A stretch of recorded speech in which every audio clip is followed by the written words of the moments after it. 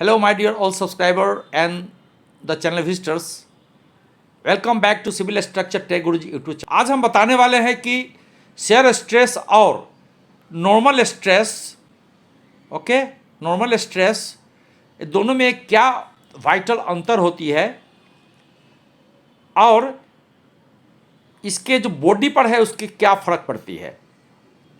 Video को शुरू से लेकर अंत तक जरूर देखें, तभी समझ में आएगी। यदि समझ में आए शेयर स्ट्रेस और नॉर्मल स्ट्रेस के डिफरेंस को, तो मुझे बहुत खुशी होगी। और यदि समझ में आए तो आप चैनल को जरूर लाइक एंड सब्सक्राइब कर दें, ताकि आने वाला वीडियो आपको सभी समय पर मिलते रहे। This is a very important video for civil engineering stream, mechanical engineering, aeronautic engineering and almost all the engineering, क्योंकि shear stress, shear strain, normal stress, this is the fundamental things all engineers should know. Let us start the video. Shear stress किसको कहते हैं? Shear stress arises from the shear force, the component of force vector parallel to the material cross section. इसका क्या मतलब हुआ? इसका यह मतलब मैं आपको एग्जाम्पल से समझाता हूँ कि शेयर स्ट्रेस जो है, ये शेयर फोर्स जो कि parallel to the material cross section पे लगती है, तो उसके कारण क्या होती है कि शेयर स्ट्रेस जनरेट होती है। जैसे मान लिया कि आपने इनिशियल स्टेज में इस क्यूब को देख रहे हैं, इसमें किसी तरह की कोई डिफॉर्मेशन नहीं है, इसकी हाइट, इस लेंथ, ब्रेथ और हाइट सभी यूनिफॉर्म दिखाई पड़ रहा है। तो इसमें शेयर स्ट्रेस कब डेवलप होगी, ये अब सोचने की बात है। तो मैंने जैसे कहा कि shear force is the vector, force vector parallel to the material cross section. तो मटेरियल क्रॉस सेक्शन, जैसे कि हमने ये वाला ए लिया, तो इसके जो पैरेलल, सिर्फ जो सरफेस आपको ये दिखाई पड़ रहे हैं, तो उसके पैरेलल में जो एक फोर्स लगी आपकी, जैसे हाँ हमने बताया है F11,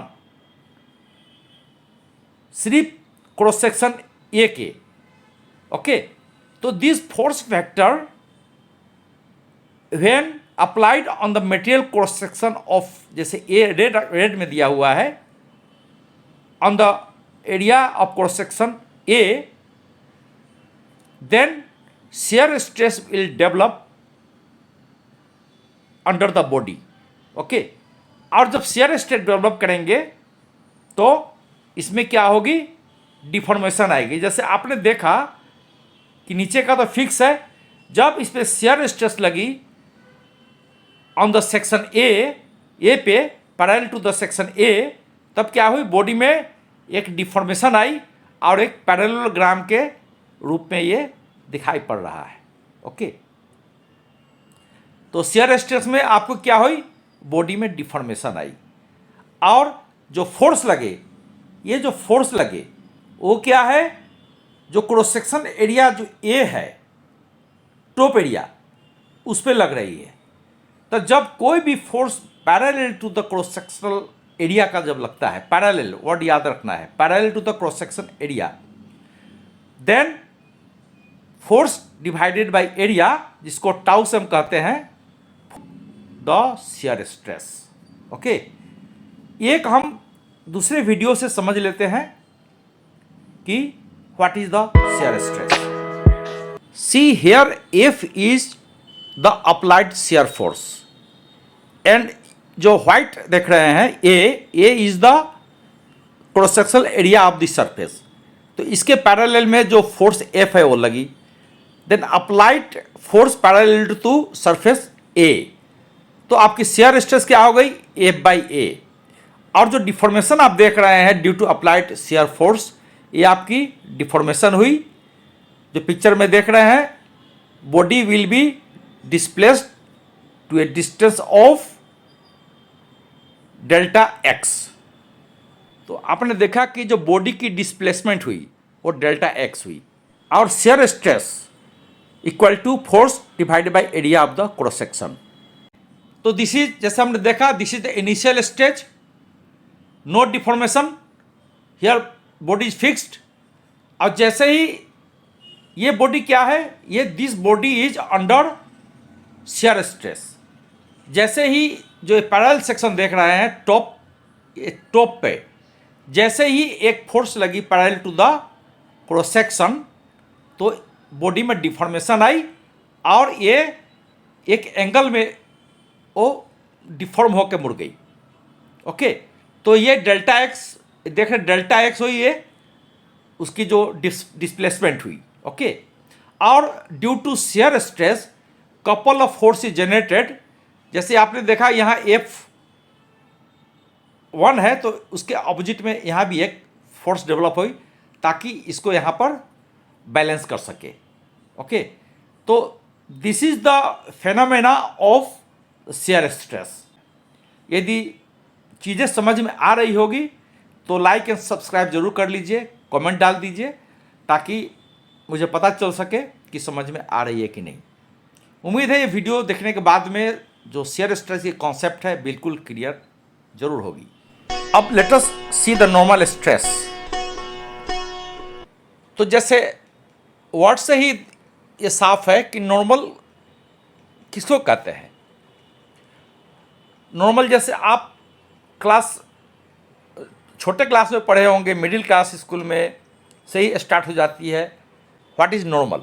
normal means it is perpendicular any line which is perpendicular to the horizontal. जैसे हॉरिजॉन्टल है, ये वर्टिकल है, तो ये एक दूसरे पर जब परपेंडिकुलर बनाती है 90 डिग्री का एंगल लेते हुए, तो हम कहते हैं कि जो ए और बी लाइन है वो सी और डी पे नॉर्मल है। ओके,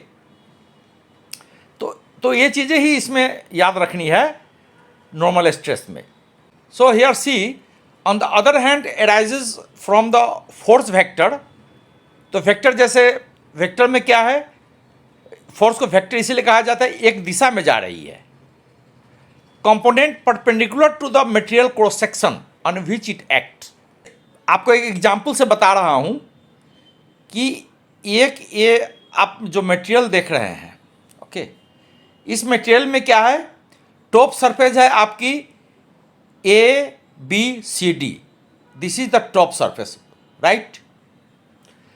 और इस टॉप सरफेस पर क्या है, एक फोर्स आ रही है from top to this surface.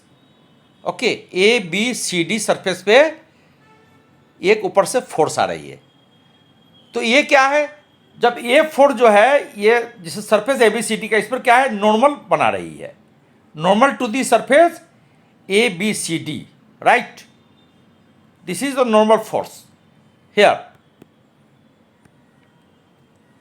तो when a force coming to a cross sectional area like ABCD in the normal way, normal to the cross sectional area, the stress generated in this body will be normal stress. Other example में आप देख लीजिए, एक body है, यहाँ पे एक इस तरह से फोर्स लगी। जब ये फोर्स लगी तो क्या करेंगे, नेचुरली ये क्या हुई, ये इसको पुल कर रही है। ओके, पुल करना मीन्स बॉडी क्या होगा, इलोंगनेट होगा, बढ़ेगा। इसको कहते हैं पुल में आपकी ये होगा टेंशन। इस तरह की जब पुल होती है, टेंशन होती है, इसमें डेल एल जो आप देख रहे हैं, इसमें बॉडी इलोंगनेस होती है। और ये भी एक नॉर्मल स्ट्रेस कहाएगी, क्योंकि जो सरफेस एरिया है, जो ये सरफेस एरिया आप देख रहे हैं, उस पर the force is perpendicular to this surface area, right. So this is the normal stress but in form of pull. उसी तरह अगर इस बॉडी पे, राइट, जैसे ये वाला बॉडी हो गई आपकी, और इस पर जो इस तरह से हम अगर देते हैं, फोर्स लगाते हैं which is normal to this cross section area, then this is, ये बॉडी को क्या करेगी, बॉडी को पुश करने के बाद में ये बॉडी छोटा हो जाएगी, जितना लेंथ है डेल एल से कम हो जाएगी। Then this will be compressive force, right. तो नॉर्मल स्ट्रेस में या तो टेंसाइल फोर्स होंगे या कंप्रेसिव फोर्स होंगे, राइट। आई होप आपको नॉर्मल स्ट्रेस के बारे में जानकारी जरूर प्राप्त हो गई होगी।